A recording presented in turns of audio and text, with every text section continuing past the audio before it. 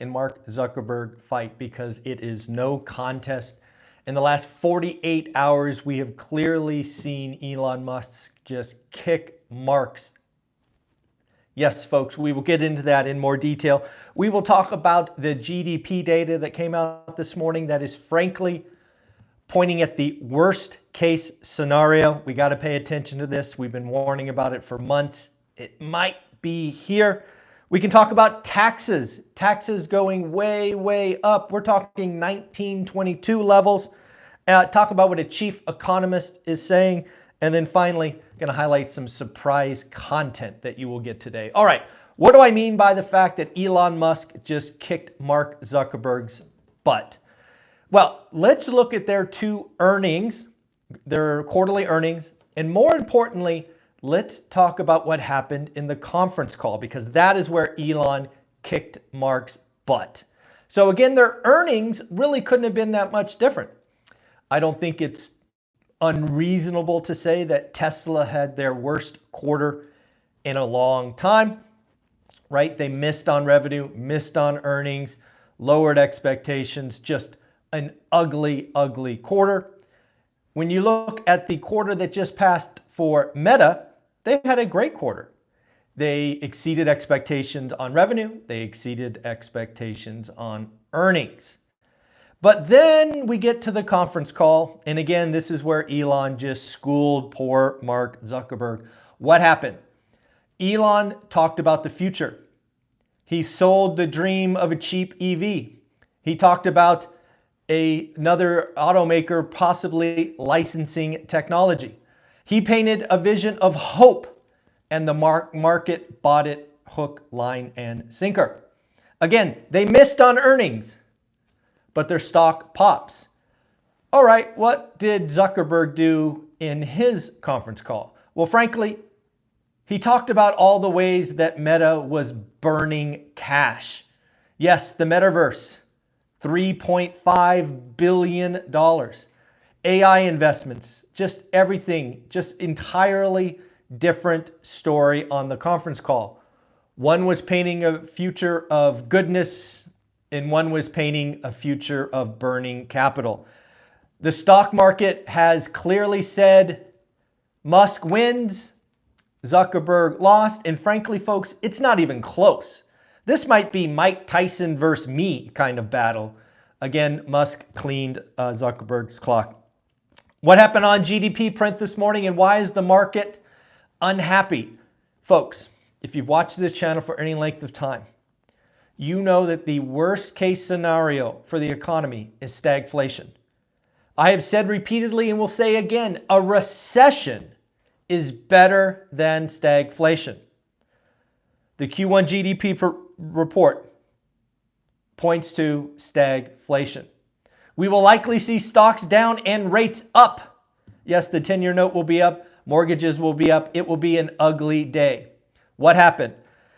Expectations for Q1 GDP were 2.4%. Healthy growth. What actually happened?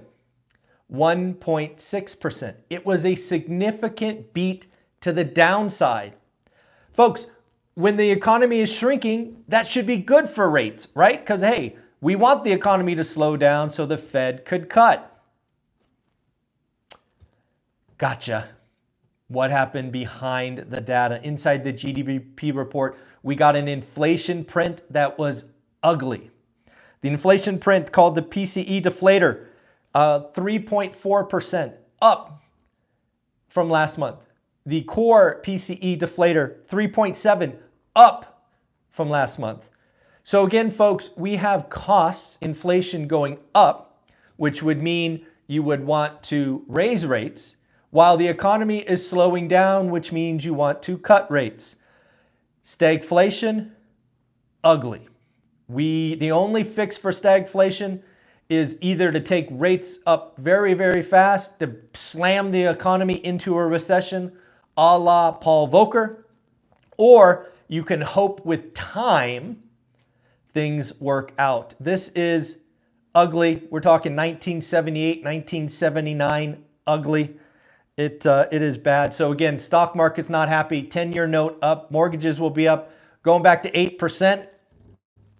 We shall see. I think investor loans are certainly over 8%. So again, what about taxes? I don't know if you saw this, but again, this is something we have been talking about. We have been warning you. I have been telling you taxes are going up. There has been a proposal by President Biden to take the capital gains tax from 20% to 44%. 44%. Folks, that's higher than Jimmy Carter. If you don't know who Jimmy Carter is, you're too young, look it up. Yeah, he was often called the worst president of the last 100 years. No bueno. Jimmy Carter took capital gains tax up to about 40%, if memory serves. President Biden wants to do him one better. Go to 44%. But that's not it. That's not all. President Biden would also like to issue a tax on unrealized gains. Folks, some of you are hearing that and going, good, about time those rich people pay. Let me just tell you right now, be careful what you wish for. If you get a 20% tax on unrealized gains, do you know what's going to happen? You are going to have forced sellers. Now, maybe you want forced sellers. Maybe you want everything to burn. I don't know.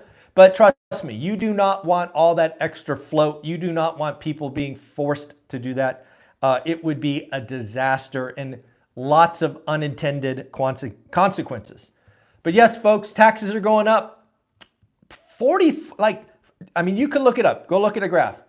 You have to go back to 1922.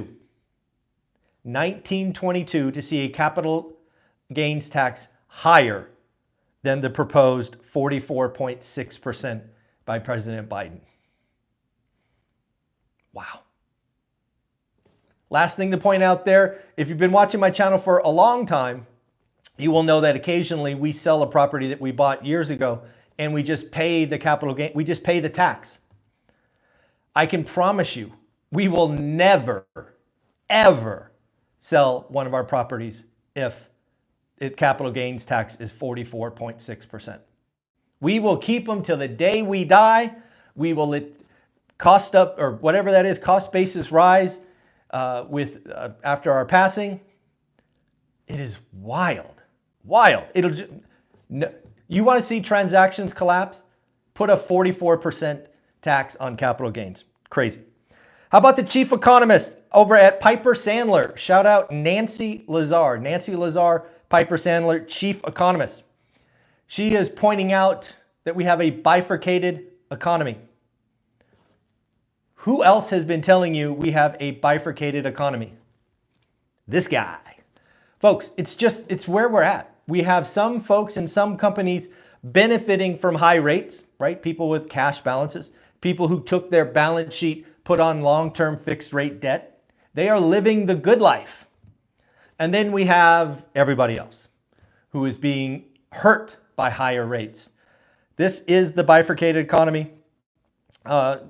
Nancy Lazar, I love this call. Nancy Lazar puts the chances of a recession at 53%. Nancy, I just got to applaud you for being specific. Not 50, not 55, 53. 53% chance of a recession in the next 12 months. She actually says we need a recession to bring inflation down. Yeah, if we get the GDP print like we had today, higher inflation, lower growth, we may have to be forced, a la Paul Volcker, to go into a recession. Nancy Lazar is concerned about sticky inflation more than a recession.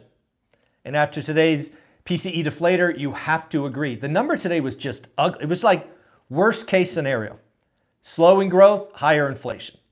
It's got to be like, what does the Fed do with that? Slower growth, cut rates. Higher inflation, raise rates. It's ugly, ugly. Now, it could turn around. We'll get more economic data. We actually get PCE tomorrow. Not looking good based on today's numbers, I'll tell you, but we get another reading. It's something to be concerned about. Stagflation. If you don't really know what stagflation is, and you had 10 or 20 minutes today, I might recommend doing some Google searches on stagflation because it's a particularly ugly economy. It is bad. Go ahead and research if you want to. You can look at 1978 and 1979 if you want to get schooled up on just how yucky and just ugh, an economy can be. Go research 1978 and 1979. Alrighty, folks, I want to tell you about 2 surprise content today. Again, I'm at Think Media's Grow with Video conference today. Shout out Sean Cannell and the entire team at Think. Because I am there, I am releasing 2 previously not aired presentations. At 12 o'clock today, I am releasing a 3-hour deep dive from Dan Bird on how to use charts to make safe and wise investments. A lot of you love our Sunday conversations. We just got a midweek update yesterday. Trust me when I say this 3-hour masterclass will change your investing future. 12 o'clock, set your alarm. It will be amazing. And then not to be outdone, at 5 o'clock today, these are all times Pacific, you will get the Uneducated Economist. The Uneducated Economist, Simon, came to our event in Vegas and blew the house down. This is a presentation that has been locked behind a paywall. I'm going to give it to you today at 5 o'clock. It is just over or just under an hour long talk. Simon, the Uneducated Economist, is amazing. You will see him in all his glory talking to our audience. So again, folks, it is hands down Musk beats Zuckerberg. And frankly, it wasn't even close. I hope you enjoy the 3-hour masterclass from Mr. Dan Bird. And of course, I hope you enjoy the Uneducated Economist at 5. Folks, set your alarms. You are not going to want to miss this. I'm off to Grow with Video. Grow with Video? Where did that come from? Grow with Video. Sean, we'll see you in a little bit. Later, guys. Bye.